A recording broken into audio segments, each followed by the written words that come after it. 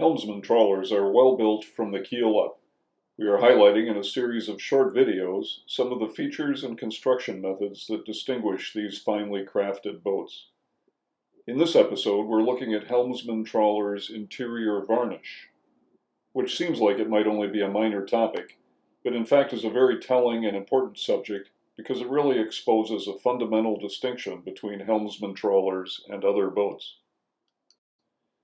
This difference is that Helmsman trawlers' interiors are crafted with beautiful hardwood throughout, not just wood trim or accent pieces, as you might see on some boats, added in an attempt to glamorize or soften the effect of an interior made from plastics, but the real thing, abundant and nautical and warm and durable, and just like you'd find on the best and most expensive cruising yachts.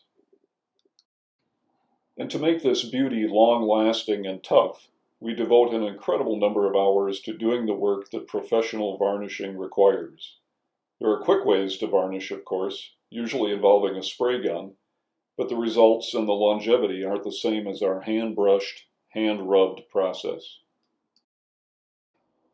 First, we use a two-part polyurethane varnish, which is harder, longer-lasting, and more abrasion-resistant, stain-resistant, and heat-resistant than the usual one-part varnish.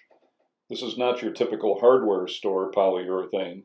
Our varnish is much more expensive and closely resembles an epoxy finish. Not easy, certainly not quick, but the results speak for themselves. An interior that is both beautiful and tough, and that can be refinished or repaired if damage is done, just as you would with fine furniture.